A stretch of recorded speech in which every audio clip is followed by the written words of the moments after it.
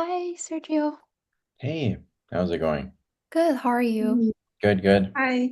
So this is our partner host, Yuhan. So she will Hi. assist us today. Hi, nice to Awesome. meet you. Yeah, Nice to meet you so too. okay, I may now let the audience join in the meeting and we will start maybe 2 minutes later. Yeah. Perfect.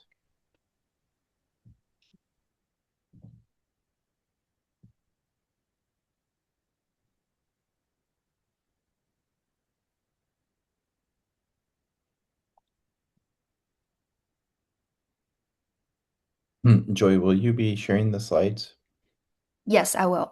Perfect.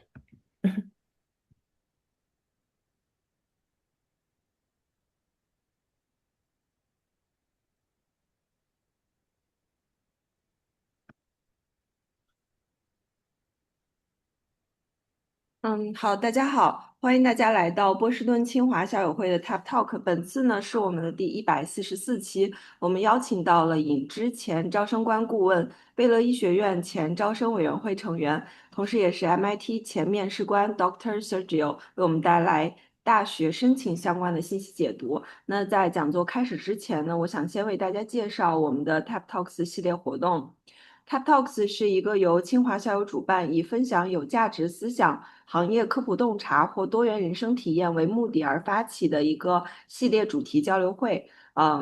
我们旨在营造一个属于大家一起学习、成长和娱乐的社区氛围。我们相信每个人背后的故事和敏锐的思想都值得被传播和聆听。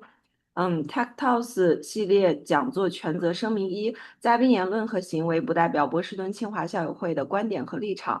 二、讲座音频、视频、文字等资料版权归波士顿清华校友会所有，未经许可，任何个人媒体不得编辑和传播。如果大家想要了解我们之后的系列活动，可以扫描左侧校友会公众号二维码关注我们。另外，如果你想要推荐自荐某个话题，也可以扫描右侧的二维码填写我们的 Google Form，我们会尽量满足大家的需求。我们还有一个 TAP Talks 的微信群，一般呢，以往的 speaker 和观众都会在群里，大家可以扫描我们右侧二维码，添加校友会小助手的微信，小助手呢会把你拉入我们的群聊。好的，那我们的讲座现在马上开始，在开始之前呢，我再次为大家隆重介绍一下本期的嘉宾。Dr. Sergio 是明尼苏达大学的一名外科住院医师。在此之前呢，他是 MIT 本科招生办公室的教育委员会成员，以及牛津大学三一学院的学术委员会研究生院代表。他在牛津大学获得了工商管理硕士学位，在贝勒医学院获得了医学博士学位。在读研究生之前，他在高盛公司的金融部门专门从事风险分析工作。他本科呢毕业于 MIT，学习机械工程和历史双学位，并参加了长曲棍球校队。Sergio 博士热爱教学，擅长帮助学生实现自己的目标。那作为一名大学申请顾问呢，他曾经帮助多名学生成功申请到常春藤院校。那接下来我们就把时间正式的交给嘉宾，我们的分享正式开始。首先由 Joy 李为我们介绍引知。大家好，稍等一下，我分享一下我的屏幕。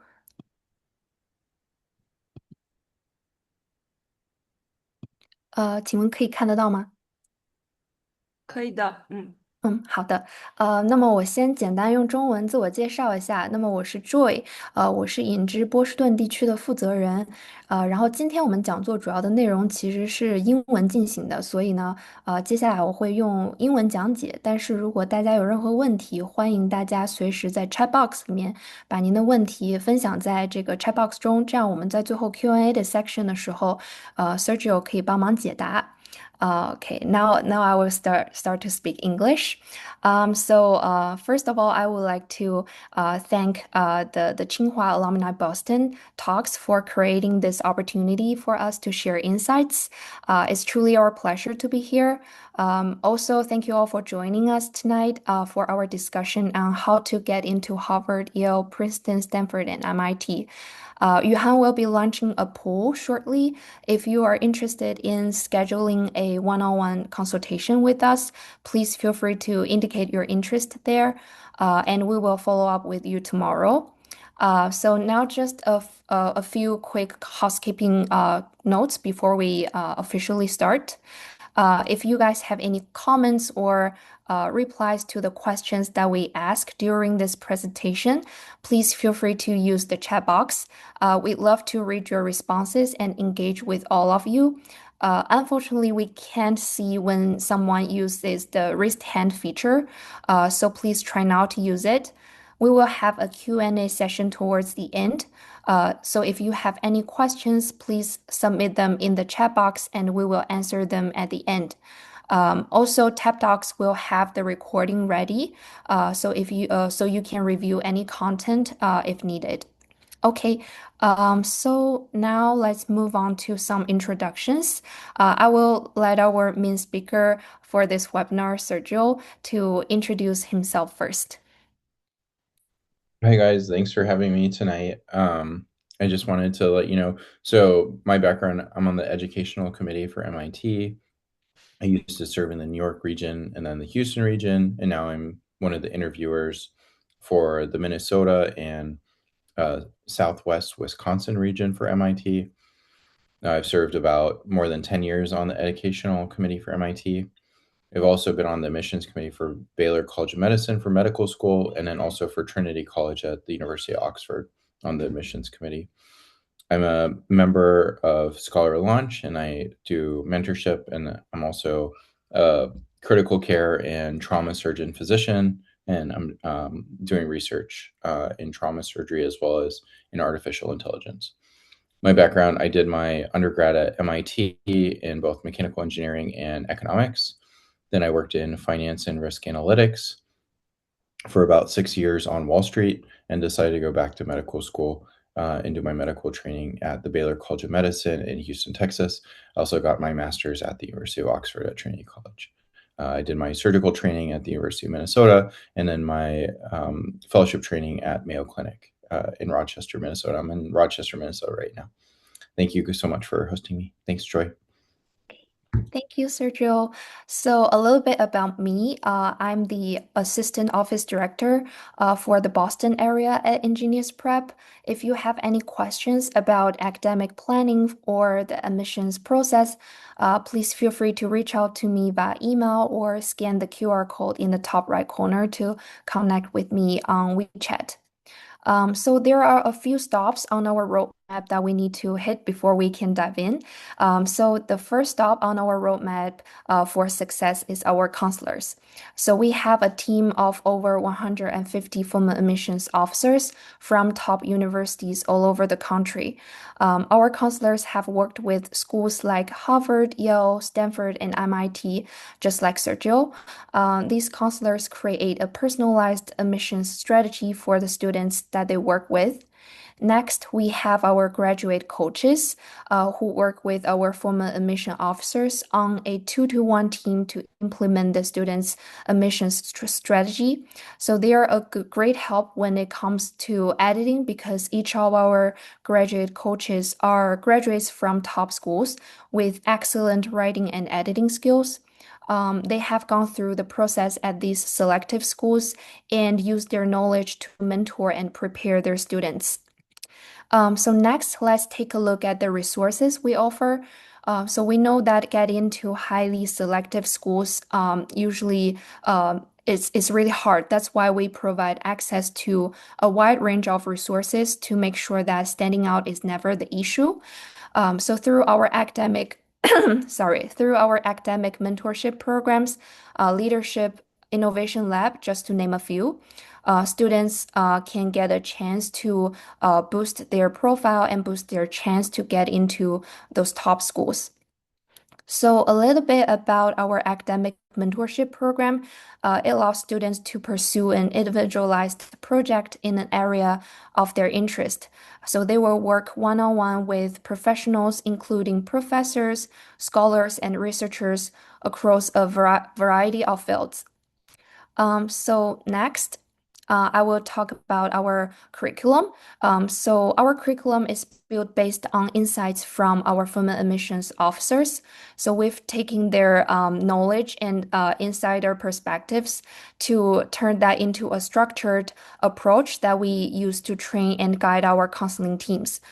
So even if your student is working with Sergio, who has experience at MIT, but is particularly interested in Stanford, they'll still gain valuable insights not just into MIT, but also into Stanford and other top schools on their list. So finally, let's talk about our results. So the past admission cycle was a very strong one for us. So on average, our students received 4 acceptance each, including over 190 offers from Ivy League and top 10 schools, over 500 from top 30 universities, and more than 1,300 from top 100 universities. And with that, we've come to the end of this overview. And now we will move into the main part of today's session. Sergio, I will pass it over to you. Thank you so much for that great introduction, Joy. And I'm really happy to talk about how applications are processed. And as Joy said, I'm pretty familiar with the other schools besides MIT. While most of my experience has been with MIT, many of my students have gone to many schools, including Stanford, Harvard, Columbia, Dartmouth this year. So let's first talk about how applications are processed. And what we're learning, and this is a change from maybe 5 years ago, or certainly from 10 years ago, is that early strategy now drives outcomes. This means that in top schools, the large majority of seats are filled in early rounds. For the University of Chicago, for example, more than 70% of their spots are filled with either ED0 or ED1 applications. University of Chicago is one of the only ones that does ED0, and this really means that doing a summer school early on and getting access is really important. Regular decision is the most selective round. So if you're waiting until regular decision to apply, your yield is going to be lower and fewer spots remain. And so really having a plan, what's the optimal school for your child, or if you're one of the applicants for you, is really important. Next slide. And so what we're seeing is that there are fewer RD offers. Many top schools admit less than 3 to 5% in RD. For certain majors, that's even less than 1% in RD. And so the waitlist is really important to manage yield. And we'll talk about that a little bit later. And this means a lot of unpredictable outcomes for students increasingly deferred or waitlisted. And we also help with the waitlist process. So if you are waitlisted, there are tricks and tips that we can provide how to optimize your chances when you're on the waitlist as well. But this certainly depends on what school. Certain schools are more optimal for waitlisting than others. Stanford, for example, waitlist moves much less compared to, for example, Columbia's waitlist, which moves a little bit more. And so what we've seen is overall, the competition is really centered around the top. Last year was the most applications ever, largely driven by baby boomers. For international applicants, this year was a little bit more competitive, and that's due to the geopolitical framework that's in place right now in the country and the world. But overall, top schools are still very competitive. Ivy League schools are 3 to 5%, and applications per student increased by about 30%. Most of demand is in the top 30 to 50 schools, based on the QS and the US and World News ratings. And lower tier schools are seeing either flat or declining applications, mainly driven by a decrease in international applications. And international applicants remain heavily focused on top 30 schools. So in summary, there's a big shift in the academic landscape. And so what that means is that, top majors that are sought after, like CS and engineering, are less than 5% admitted top programs. For CS, admission rates for some programs are less than 1%. And so this is really hard for students to stand out. Furthermore, we're seeing a decrease in the amount of national funding for humanities. And so the schools are decreasing their admit rates for humanities majors in following in suit, likely driven by a similar thread of what are the opportunities in humanities. We're seeing applications down in the humanities about 30 to 40%. And admission rates are also down similarly, and so there's fewer spots and less priority. Some schools are defunding their humanities programs.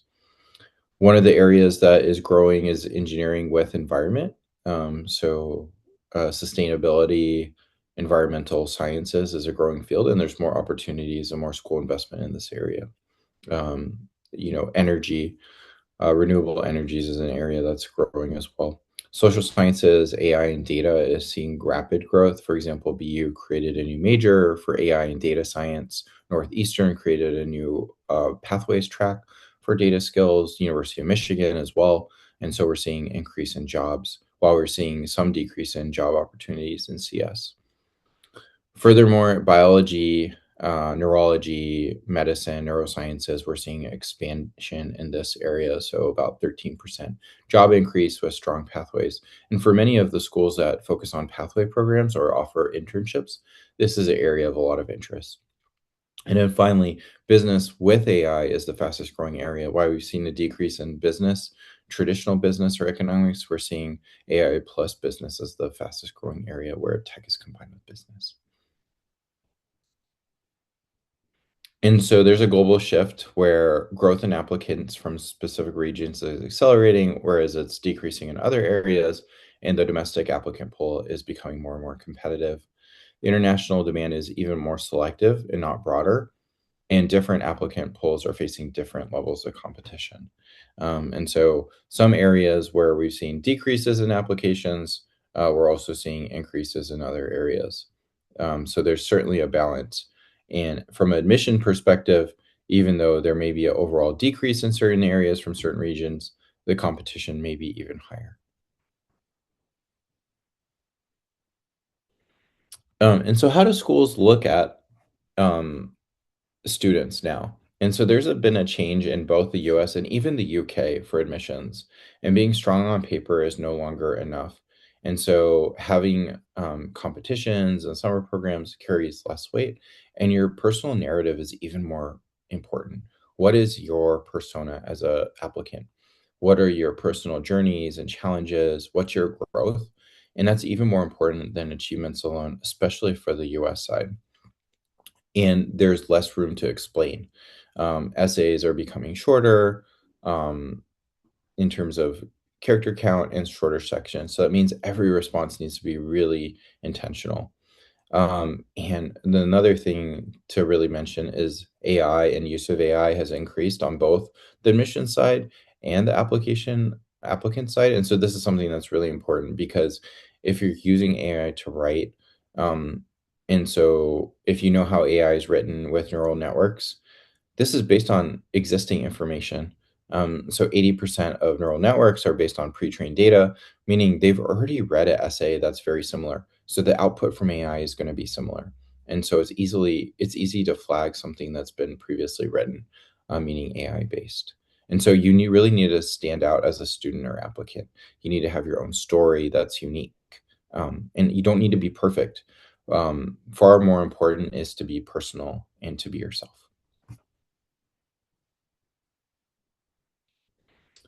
AI is certainly changing the application landscape, contributing to higher grades and more polished applications. Essays are becoming more difficult to distinguish. For example, Georgia Tech is using AI to read essays.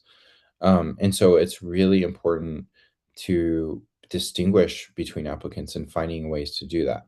And as AI reshapes the job market, demand for the top schools and degrees is even more important, and the job opportunities after graduation is just it's the first step to get into the school that you want to get to, and then the next step is to get into the future that you want to do, either as career or beyond.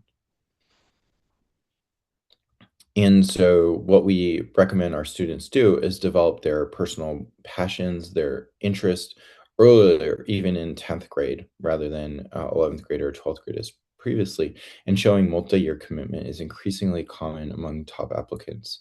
And so if students are starting to really differentiate who they are by 11th grade or 12th grade, it's really a little late to be able to show that dedication. And so one of the things we recommend is really 9th grade for exploration, and 10th grade to really differentiate where they want to focus.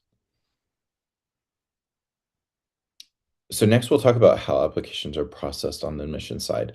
So this is a look into the admissions committee and what we discuss as applicant reviewers. So question for you guys, true or false? Schools have an algorithm to determine who gets accepted or rejected. Joy thinks what? Yeah, please feel free to share your answers in the chat box. We also want to hear from your guys.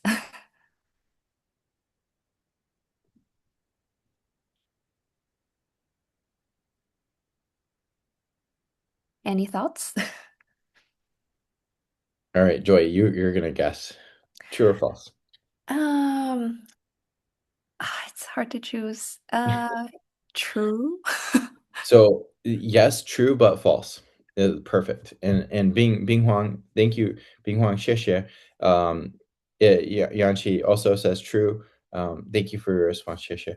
So the answer is really both. We use algorithm to determine screening. So if you meet certain requirements, you're going to move on to the second round. But really, there's no real recipe or algorithm to determine who's accepted or rejected. So once you meet the criteria, once you make it to the second stage, we don't have an algorithm. There's no secret sauce. So we do have recommendations for certain scores that we recommend. Once you meet those criteria, you're really in the running. Next slide. And so we do what's called a holistic review in which we assess every part of the application. But once I will say there are a couple things to get into that holistic review. If your IELTS score or English score is not to the recommendation that we mentioned, a certain level, or the SAT score is not to a certain level, you may get screened out. So next slide, we'll talk about that. And so at Stanford, this is something that they've really emphasized is that they focus on academic excellence, intellectual vitality, and personal context. And so there's always exceptions. I will say even at MIT, we made an exception. We make exceptions too for certain circumstances too. So we had a student from, for example, Ukraine. We have students from Africa. Maybe they haven't had the opportunity to even take the TOEFL or IELTS. Harvard says, we seek to identify students who are the best educators of one another in future, and they're professors, individuals who inspire. And so this really begs question of whether there are any hard criteria. That said, there are general rules. Most of the students score in a certain level. Next slide. And so what happens after you press submit on your application? Well, your application goes to our pile of thousands of applications, which we read and are separated by region. So generally, there's a international representative. MIT, we have a representative for Japan, a representative for South Korea, we have a representative for China, and then also for Southeast Asia. And they will review the applications, and they know the context of the high school, whether it's a private high school, public high school, kind of what the history is. And they select a handful of applications that they'll take to the committee and say, this student, I read their essay, I read their story, I really think we should talk about this student. And so getting to that handful where you get presented to the committee, that's the goal. You want to convince the admissions reader to present your case to the committee and to be reviewed. And then once we get to that point, we'll pull up your profile on the screen. We'll discuss the student for about a couple minutes, and then we'll vote whether yes, no, or move to the waitlist pile. And so that's kind of what the process is. So the takeaway is your goal is not to get to, for example, this crystal ball number of admission, but really get to the point where you make an impression on the admissions officer assigned to your file. You want them to be the person who is going to defend them, who's going to say, I really want this person in my school. And so that's the goal.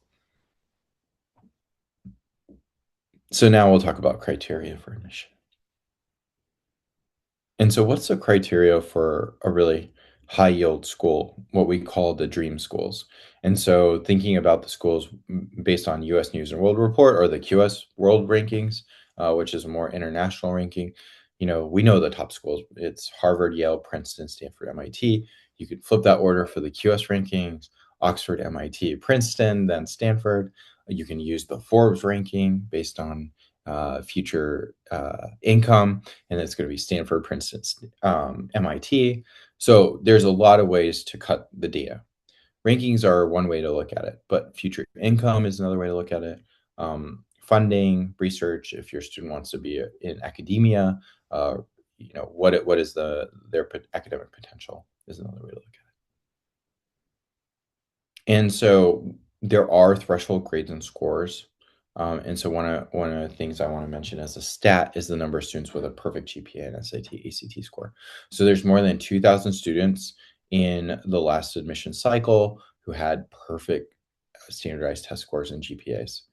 And in looking at the number of students in the Ivy League schools, Harvard has 1,600 students, Yale has 1,500 students, Princeton 1,300, Stanford 1,700, MIT has about 1,000 students. And across all the other Ivies, Stanford, MITs, there's about 13,000 students. So if we wanted to, we could fill the entirety of our class with students who have perfect SAT scores and GPAs, but we don't. Why is that? And that's because test scores and GPA are kind of what I said, to get into the door, get into the discussion. We want, students who are high performing, who have the skill set, but we also want students who have a story and are motivated and have potential to grow. And just having a perfect SAT, perfect APs, perfect GPA, that's a part of the story, but that's not the whole of the story. And so what we look at is really what we say is a cutoff to be in the discussion. So usually we have a GPA in mind and we have a SAT in mind. So looking at Harvard, for example. So Harvard ranked number 3 based on the U.S. News and World Report. Their acceptance rate is 3%, and 7,000 students in the school. Their SAT range is actually 1,500 to 1,580. And so that sweet spot of average is generally above 1,550. Or if you're looking at the ACT, above 35 is the median, and the high school GPA is above 3.9. These are the ranges. And in terms of the school, a lot of the classes, they can be quite big. I took classes at Harvard too when I was at MIT. For example, organic chemistry has more than 100 students in the class. But the advantage is that they have office hours where you have a much smaller faculty ratio and a lot of faculty doing research. And 74% of the classes have classes less than 20 students in the class. What about Yale?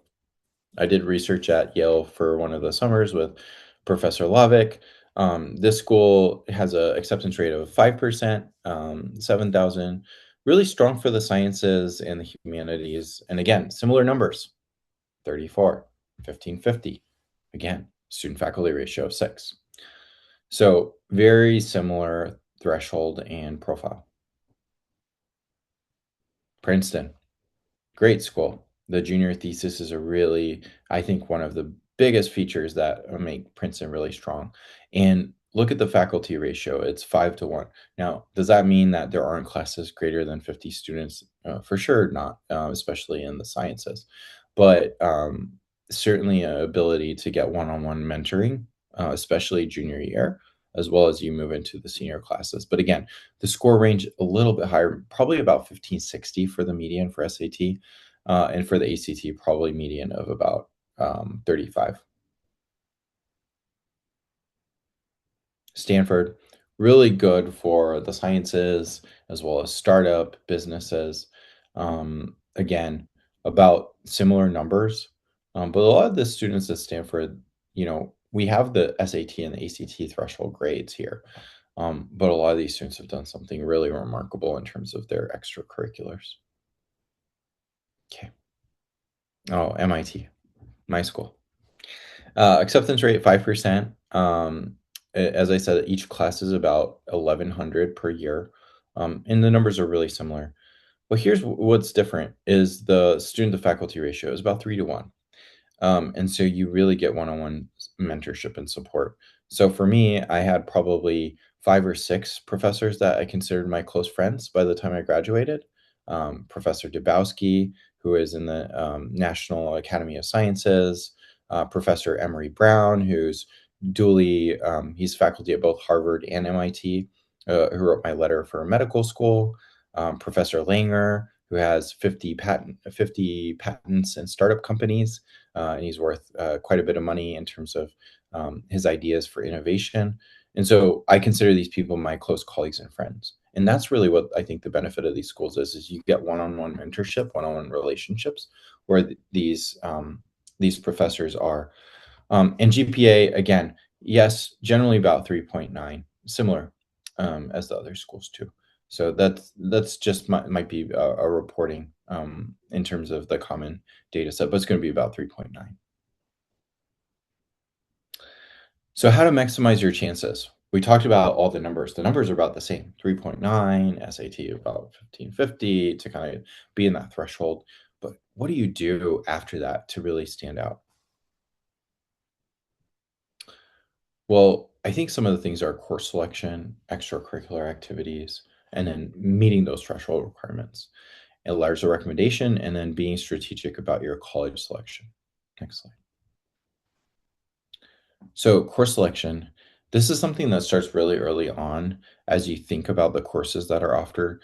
And some schools, for example, are pipeline schools to some of these top programs. So STI, or as we call it short, but Stuyvesant, which is right near Wall Street, where I worked before at Goldman Sachs. It's just a couple blocks away. Really well known for the math and sciences. Phillips Exeter, for example, not so far away from MIT and Andover. A lot of our pipeline schools to some of our the top programs. What's in common with both of these schools with the profiles? Well, they really offer a lot of access to APs early on, and really top programs to build the sciences. And so there's also extra academic opportunities that they offer. So I've had students who have done research even at these schools at the high school level. And if you look at their course requirements, a lot of them offer self-directed study, independent study. By the time they graduate, they've done their AP requirements. They've taken opportunities to take AP English and the foreign languages. They generally have 3 years of a foreign language, which most schools look for. Mathematics, they've generally, hopefully for the top schools, if for engineering, at least done a calculus BC is what we look for engineering. In physics, they've done physics E&M, as well as mechanics, physics C. And then, as you see here, really been able to progress to studies in scientific research and really moving on. For me, I was able to move beyond all my APs and then senior year take college classes senior year. So this is the goal, is to move to independent studies and independent research by the time you're applying. Every school is different though. And so that is something that the colleges recognize. When they look at your application, they're going to look at what your high school offers and what the requirements of the high school are and what the expectation is. Probably we have different expectations for students from STI or Thomas Jefferson, or for example, maybe you're in La Jolla in San Diego, one of the top California high schools. We have different expectations for these schools than we have for example, somebody who's in rural Nebraska or in maybe in China in a school that is not offering the same opportunities. So we look at the student profile and we review the course options and descriptions, what is available. We don't expect students to have 10 APs completed with fours or fives in all of them. But what we do expect is students have made the most out of their opportunities. So if the school does offer those opportunities, we hope that they've challenged themselves. Second, we look for alignment. So what's available and what they want to do. So if a student wants to study engineering, well, we hope that they've challenged themselves in the maths and sciences, specifically physics and calculus. and develop that persona. They develop their interests. This can be both from the classes they've taken in their courses and challenge themselves and move beyond. And then we'll talk about it a little bit later. How do you also show your passion in those areas? And then ability versus potential. How talented in the subject area. For top schools, you have to take the most rigorous courses and show that they've challenged themselves. So if the school offers APs, we expect that they've taken APs. If it offers, independent study senior year, we hope that they've taken the independent study senior year. If they have the ability to do a thesis or project, we want to see that they've challenged themselves. In balance, what are the risks and rewards of taking a challenging course? I see sometimes students junior year or senior year, they say, I'm going to take 15 AP classes. Well, this isn't a good idea. There's a risk reward. And so you need to think about the opportunity cost for spending your time studying versus challenging yourself and pursuing your passions and your interests. It's more important to show your interest and your passion than to take a lot of AP classes where you may or may not be successful. And so this is a sample track that we created for uh, a, a student that we commonly see. And so our top students, they usually take some sort of honors course, then they follow with geometry, multivariable, then they take Calc BC, and then they follow with, for example, linear algebra or differential equations by 12th grade. That's the top, and that's kind of what I like to see. Again, for the humanities, social studies track, hopefully they're taking AP World History or A Push by 11th grade, and then taking AP Government or, for example, AP European History by 12th grade as well. Last but not least is strategic college selection. So what we recommend is kind of a balanced approach. And so not all students should really say, I only want to apply to the top schools in the US or UK or globally, even for that matter. What we like to do is a balanced approach for schools. And so this is tailored to what every student wants to accomplish, what their goals are. And there's a lot of things that go into this. But what we recommend is that there's certain criteria based on this thresholds that we talked about, meaning the scores in GPA should be above the median, that 50th percentile, at least in the case for 30 to 40%. And then for 30 to 40%, the test in GPA should be well within the mid 50th percentile. So I talked about for the Ivy League schools, really the 3.9 GPA and the 1550 SAT. If your student is falling below that percentile, then it's really reasonable to have test scores that are below in that percentile, meaning the top 20 to 30 programs. And then about 20 to 30% of the list, we really recommend having test scores and GPA that are falling in that median, because we generally see an all or nothing approach with students. How do you determine reach, fit, or safety? Really that 50th percentile, but also knowing the demographic of the test scores and the overall acceptance rate. And it's also based on major.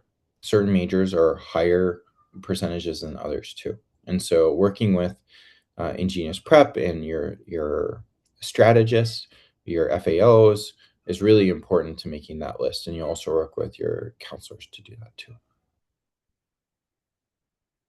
Standardized test really quickly covering.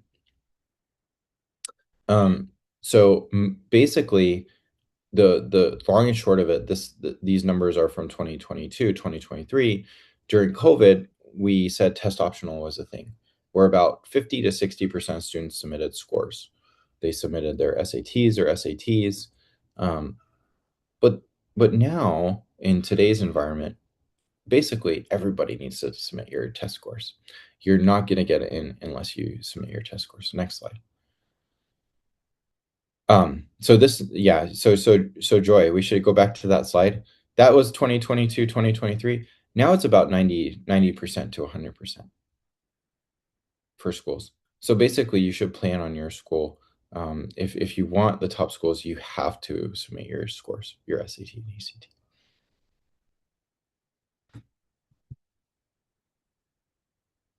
Letters of recommendation, they vary based on the school, but we really hope to see, and what I will say is this, your teacher letter for MIT is so, so important, and we reviewed 2 letters, but this is one of the strongest parts of the application, and we read the letters of recommendation very strongly from the teachers. The counselor letter is important, from other people is important, but most importantly is we want to see how the student is in the school. And so that is really important. And what we grade is the letters of recommendation, either 1, 2, 3, 4, or 5. We want the student letter to say they are one of the best students ever, the best in 10 years, one of the top students they've ever mentored. And that means a lot. So when sometimes we get questions from parents saying, well, I know this really famous person, he's a professor at MIT or a professor at Columbia. And maybe I know him, for example, or maybe somebody else knows him in the admissions committee. Would that be a good letter? Well, it would if the student and them are very close and that they have this relationship and they've done work together. But if not, it's very hard for that person who's very famous to write a letter ranking them the best student ever or the best in the year. So we really recommend the teacher letters have to be strong. In addition, this is an example of one of the recommendation forms that we grade, is grading the student on achievement, intellectual promise, quality of writing, creative thought, faculty respect, discipline habits, leadership and integrity, and then overall self-confidence and concern for others. We want a balanced student. And so you want a letter that really, and you can see it's really hard to differentiate yourself from excellent, top 10% to outstanding, but really to differentiate, you want to be in that top 5%.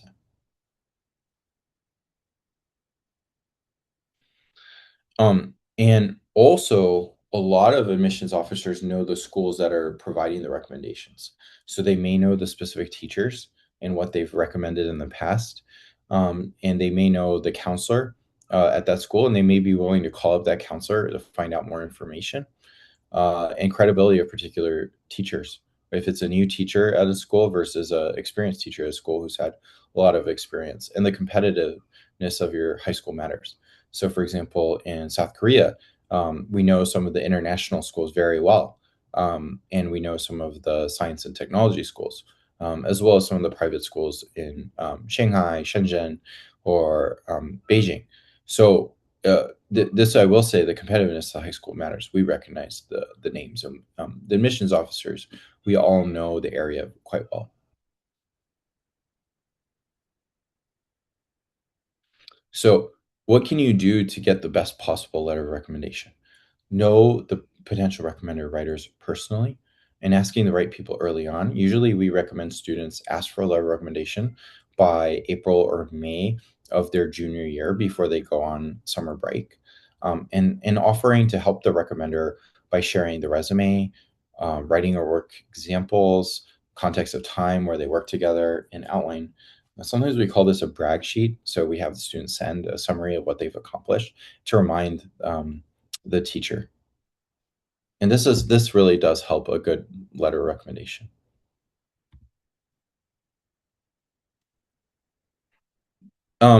Great letters look like longer relationships where they know the student for longer. Maybe they were a part of a team, they were a coach, and then they had classes, or maybe after they took the classes, the student volunteered as a teaching assistant. This is something I recommend my students do as they move from the junior year to senior year, is to continue that relationship. And then also we look for both an assessment on the academic side, but also the personal side. Will they excel? Are they interested in teaching others? Are they a leader? And then also some of the praises, but also concrete details. So showing, but not showing and telling. So explaining why the student is exceptional. And then comparative praise, kind of, this is the best student I've seen this year in my class, or in the last 5 years or 10 years. That quantification is helpful for us. Next is extracurricular activities, and this kind of goes along with a lot of what we've talked about, but really showing a passion for what the student is interested and how that fits into their major. And so colleges want students who are active and contributing members to the community. For example, at MIT, our motto is mense manus, right? So hand, hand, manus, men's, head. And so we like to see how are we taking our ideas and making it into something we build. And so we want to see how do we take what we learn and apply it to help in the community, whether it's inside the high school or outside in the city. And the highest level of achievement that we look for is what is the impact outside of the classroom. So in your class is great, in your school is better, in your city is even better, in your country is better, and then at the global scale is the highest. So a lot of our students, they've achieved that international level. They presented at IEEE, or they've, for example, received a gold medal in IMO, a physics Olympiad or biology Olympiad or Brain Bee. And so we want to see students who are developing and pursuing their talents and interests, and they've really done everything they can. How do you spend your free time? And so participation in high school is a good indication of how they're going to participate in college. So extracurricular activities, there's so many things you can do. You can be in sports, hobbies, government, school clubs, academic, competitive teams, cultural, and so much more. But what we really care about is the passion the student has. How have they shown their dedicated interest over time? And so at Harvard, for example, extracurriculars get rated from a 1 to 6 scale. And the unusual strength in the area with possible national level, that second to highest level is really an important area. And then also international level is even better. And then strong secondary school contribution area, class president, newspaper editor, being a leader inside the school as well. Then, lesser points for solid participation or little or no participation, and then special circumstances that limit or prevent participation, that can be something to account for. So the takeaway is showing your interest really matters. The higher the level of your participation impact, the better the extracurricular ranking you'll receive. And the higher ranking you receive, the higher your chance of acceptance. The longer you've been working on your passion area, the better your chances are for admission. So thinking about that, how we look at students, ninth grade is really an opportunity to explore, figure out what interests you have. And between the activities you're doing as a student, really figuring out what would you be interested in doing as a career. So figuring out what that career trajectory looks like. 10th grade is really narrowing that interest, figuring out from those activities, what are the 3 careers or job opportunities or areas you really want to focus on. By 11th grade, you should be working towards that, really working on a passion project to becoming a leader and making an impact with your extracurricular activities. And 12th grade is really just honing in on that area. So this is an example of a student at a high school that they join the math club, biology club, take coding classes, do an EDX course, they go to a summer camp, they interview a doctor in so many technology and figuring out. And then by 10th grade, they say, look, I really didn't like biology club, but I really like the math club. I want to stick with that. And I still like coding. And you know what? Robotics seems like a good area I can combine my coding interest with math. And they go to a competitive coding class. Then by 11th grade, they become the president in the school. They win a competition with robotics and they start coding a nonprofit organization, doing some research. We talked about the academic mentorship programs we have. And then by 12th grade, they move up to president of the math club. They can compete in ISIF and they expand their impact to nonprofit. And then they do an internship. This is the progression we like to see. Now, the same thing can apply on the humanities side, right? They join an English club, a math club, a history club. They do a summer business camp and they play soccer. But 10th grade, they say, look, I really like writing. I wanted to do the English club. I'm going to start writing some songs and do some creative writing. I'm going to continue playing soccer. By 11th grade, they want to increase the writing club. They get more members. They start publishing a poem or two. They go to the competitive writing program. And by 12th grade, their club now has 20 people. He or she has a portfolio of songs and publish their poetry, and they win a creative writing competition. So as you see, every year is just a little bit of growth, and that's what we like to see in the students. So looking at results for Genius Prep, I'll turn it over to Joy, and she'll kind of present the results from in Genius Prep. Thank you so much, Sergio. I believe there was definitely a lot of things to digest, but if you need to refer to the content, I think Tab Talks will provide the recordings link to you. So just a friendly reminder, so our host Yuhan has launched a poll. So for those of you who haven't had a chance to answer our poll, we would love it if you could do so now so that we can reach out to you after the webinar to schedule a complimentary one-on-one consultation with you. So here is a breakdown of our latest admission results. As I mentioned before, we have a really, really excellent performance this year. But I want to leave more time for our Q&A session. So here's just a quick overview so that everyone can have a look.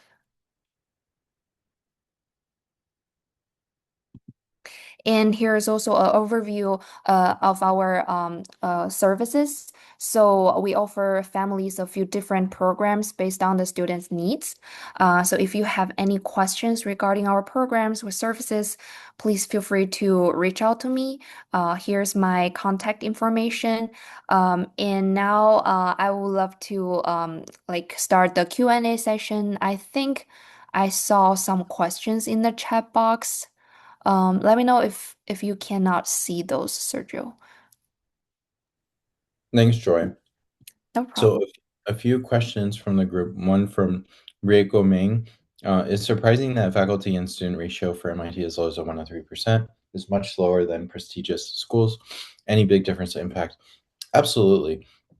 And so I would say that Princeton and MIT have lower faculty to student ratios, and that's because both schools have more professors that they allocate to research and to ability to move forward with science.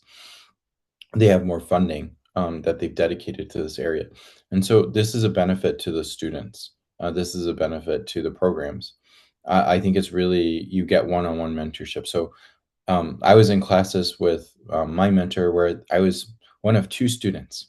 So you can imagine showing up to class if you didn't do the reading. Could you imagine how the class would go if you didn't do the reading? Well, I know because my colleague didn't do the reading and I did the reading. So it made for a very difficult class for the other student because when she was busy and didn't do the reading, there wasn't a lot to talk about. And so it really forces you to really develop yourself and pushes you. And you get a lot of mentorship that way too. So MIT has a arrangement with Harvard.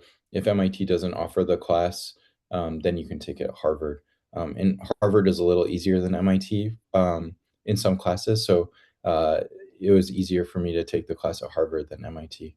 I was taking 10 classes one semester, and yeah, it worked out better for my schedule. I think there's another questions from Yani Chen. So no GPA requirements for MIT. No, I mean, it's a informal. The common data it's a very similar, about 3.9. So kind of as I mentioned, it may not be specifically reported, but all the schools are very similar in T5 to T20. Really, for T5 really being above 3.9 is a marker, and then for T20 really above 3.8 you need to be.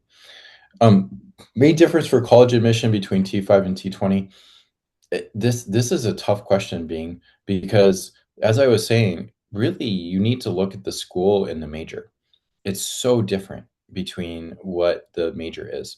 I'll give you an example. University of Illinois, UIUC, is one of the top 5 programs in CS and engineering in the world. If you look at it from an overall basis, yes, for public, it's probably T20. Maybe for all of the schools, it's T30. But for CS, it's really top five, and that's the Dr. Fang and Dr. Lee have done a really good job of developing UIUC CS program. And so, they're working with some of the best hospitals in the world. They have international collaborations. And so we look at the rankings, right? QS, US News World Report, but you really need to look at the rankings at a major level. And you need to look, what is my student? What do they want to do? If they want to do physics, for example, well, UC Irvine is really good. UC Santa Barbara has 3 Nobel Prize winners in physics. University of Minnesota, for example, they have 6 Nobel prizes in physics over the last 50 years. So when you look at the rankings, they may be biased, and you need to think about what is the best option for my student for what they want to study. What are the options going to be? So, at MIT, it's, Stanford, it's great, right? Any major you want to study, anything you want to do, it's the top. But there are these schools that are very, very good that if you are looking just at the top 20, may not be a great option for your student. There could be a really good school that's outside of the top 20. So for physics, UC Santa Barbara. For EECS, University of Illinois. Really highly recommend the school. And then the other question is what are the job opportunities after? So co-ops, internships. There's a lot of schools that, for example, offer these longitudinal opportunities to do. And so you have to think about, what does your student want to do? Are they going for a PhD? Are they going for medical school or law school later? Are they going to start their own company? Right? What are the opportunities and the regional relationships and what you want for them? So I would say from the mission side, there's the basics, the cutoffs and thresholds. The scores make a little bit of difference. But what I really say is I would take the question of, what does your student really want to do after college? Thank you so much, Sergio. So I think we already ran out of time, but if you still have any questions, please feel free to share in the chat box. If not, please reach out to me via email or WeChat. I would love to schedule a free one-on-one consultation with you to answer more questions and to share more information with you. So with that, I will pass it over to Yuhan, just in case if you have any housekeeping things to share. Yeah, thank you so much. Thank you, Dr. Sergio, and thank you, Jolly. So if there are no further questions, we'll wrap up here. And thank you all, everyone, for joining us today. Thank you. Okay, Thank you. thank you.